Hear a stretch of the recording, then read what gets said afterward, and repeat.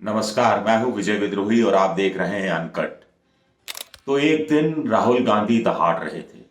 वो सीधे सीधे प्रधानमंत्री नरेंद्र मोदी को ललकार रहे थे। वो कह रहे थे कि मैं किसी से डरता नहीं हूं, मुझे डराने की बहुत कोशिश हो रही है, लेकिन मैं डरने वाला नहीं हूं। मुझे मारा तो जा सकता है, लेकिन डराया नहीं जा सकता। अगले ही दिन कांग्रेस वर्किंग कमेटी यानी कांग्रेस की फैसले लेने वाली सबसे बड़ी संस्था की बैठक होती है और उसमें राहुल गांधी डर जाते हैं। किस बात से डर जाते हैं? चुनाव जल्द कराने से डर जाते हैं। दरअसल होता यह है कि सीडब्ल्यूसी की बैठक में राजस्थान के मुख्यमंत्री अशोक गहलोत आनंद शर्मा से भिड़ जाते हैं। आनंद शर्मा उन G23 नेताओं में शामिल हैं जो सीडब्ल्यूसी के चुनाव कराने के पक्ष में हैं, जो कांग्रेस अध्यक्ष का चुनाव कराने के पक्ष में हैं, अभी फरवरी में ही चुनाव कराने के पक्ष में हैं, यानी 5 राज्यों के विधानसभा चुनाव से पहले ही वो चुनाव कराने के पक्ष में हैं। लेकिन अशोक गहलोत कहते हैं कि क्या बार बार चुनाव की रट लगाए रहते हो, बार बार चुनाव की बातें करते रहते हो, आखिर हम भी सीडब्ल्यूसी के सदस्य कई बार चुने गए, हम में से बहुत लोग चुने गए, मुख्यमंत्री हम में से कई लोग चुने गए, तो क्या इसके लिए चुनाव हुआ था? क्या हम लोगों का भी तो चयन ही हुआ था? तो आप लोग बार बार चुनाव की बात क्यों करते हैं? क्या आपको सोनिया गांधी, राहुल गांधी के नेतृत्व में यकीन नहीं है क्या? गुलाम नबी आज़ाद बीच में कुछ बोलते हैं तो कह देते हैं कि गुलाम नबी आज़ाद से कि आप चुप रहिए, आपको तो पहचानता ही कौन है।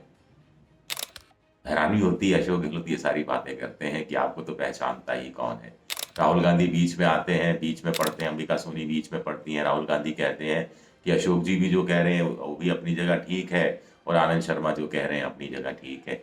ये अपनी जगह ठीक क्या होता है? राजनीति में कोई बीच का रास्ता नहीं होता, या तो आपको इस तरफ जाना है या उस तरफ जाना है।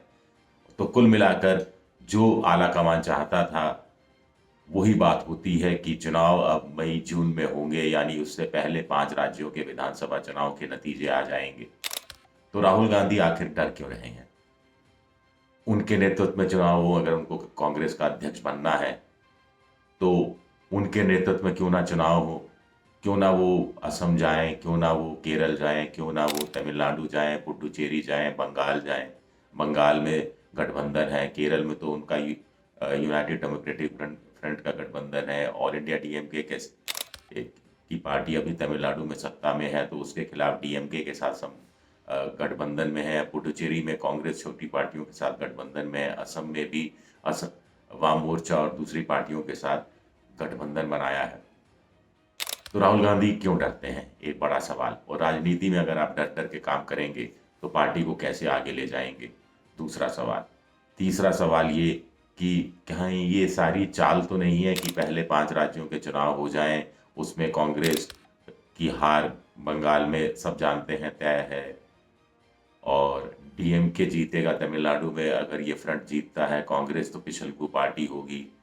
केरल के अंदर जो एबीपी न्यूज़ का सर्वे आ रहा है उसमें तो यूनाइटेड डेमोक्रेटिक फ्रंट की सरकार बनती दिखाई नहीं दे रही, असम में भी बनती दिखाई नहीं दे रही सरकार।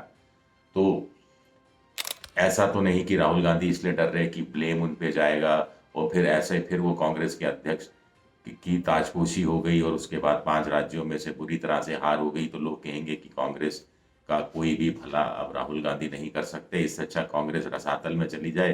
फिर मांग उठे कि कांग्रेस को तो राहुल गांधी ही बचा सकते हैं, फिर राहुल गांधी कांग्रेस के अध्यक्ष बने, और ऐसे में उनकी जब ताजपोशी होगी तो उसका ऑरा कुछ बढ़ जाएगा, इकबाल कुछ और बढ़ जाएगा। कहीं ऐसा तो नहीं आला कमान से जुड़े हुए नेता यही बात चाहते हैं और राहुल गांधी भी उसको एंडोर्स करने की कोशिश कर रहे हैं? वैसे राजनीति में ये सब नहीं चलता। राजनीति में तो तमाशा घुस के देखना पड़ता है, खास तौर से अगर आपका सियासी दुश्मन नरेंद्र मोदी, अमित शाह जैसे लोग हों, जिनके पास पैसा भी बहुत है, जिनके पास बुद्धि भी बहुत है, रणनीति भी बहुत है, और वाक क्षमता, वाक पटुता भी बहुत है, तो ऐसे में मुकाबला करना और भी ज़्यादा कठिन हो जाता है। और राहुल गांधी को ये भी समझना चाहिए कि ऐसे इस तरह की राजनीति नहीं हो सकती, छुई मुई वाली राजनीति नहीं हो सकती। कभी आप अचानक सक्रिय हो जाते हैं, कभी निष्क्रिय हो जाते हैं, कभी आधे सक्रिय रहते हैं, आधे निष्क्रिय रहते हैं, और कभी आप अपने लोगों पर यकीन करते हैं, कभी लोगों पर यकीन नहीं करते हैं, कभी स्थानीय छात्रों को मौका देते हैं। कई स्थानीय छात्रों में से जो युवा हैं वो कुछ बड़ी कामयाबी हासिल करते हैं तो फिर बुजुर्गों को तरजीह देने लगते हैं। तो ऐसी रणनीति के आधार पर कांग्रेस को लंबे समय तक खींचा नहीं जा सकता। हिंदुस्तान टाइम्स में मशहूर पत्रकार मार्क टली का एक लेख छपा था, वो मुझे हमेशा याद आता है।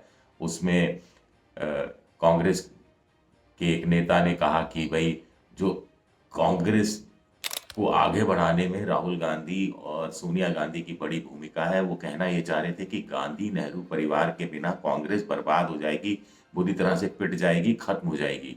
तो मार्क टली ने पूछा, तो अभी क्या हो रहा है? अभी भी तो कांग्रेस पिट रही है, बर्बाद हो रही है, और राहुल गांधी और सोनिया गांधी की सरपरस्ती में ये सब हो रहा है। तो क्यों ना फिर किसी नए आदमी को आजमाया जाए और नए आदमी को परखा जाए। फिर राहुल गांधी कांग्रेस का अध्यक्ष बनना भी नहीं चाहते और किसी और को भी नहीं बनाना चाहते। ये कैसी रणनीति है? अगर आप नहीं बनना चाहते तो साफ तौर पर कह दीजिए। लोग तो आपसे कहेंगे ही कि आप बनो पार्टी के अध्यक्ष, लेकिन अपनी तरफ से कोई नाम सुझा दीजिए, किसी को आगे बढ़ा दीजिए। वो काम भी नहीं हो रहा। यानी कंबल को तो मैं छोड़ना चाहता हूं, कंबल मुझे नहीं छोड़ रहा वाली जो कहावत है, वो यहाँ सच साबित होती प्रतीत होती है। ताजा सर्वे जो आया है वो ये कह रहा है कि आज की तारीख में चुनाव हुए तो एनडीए यानी नरेंद्र मोदी का जो गठबंधन है 321 सीटें जीत जाएगा। नरेंद्र मोदी की पार्टी अकेले 292 सीटें जीतेगी बीजेपी, और वहीं यूपीए को 93 सीटें, 100 से भी कम सीटें मिलेंगी, और कांग्रेस के हाथ वही 51-52 सीटें आएंगी।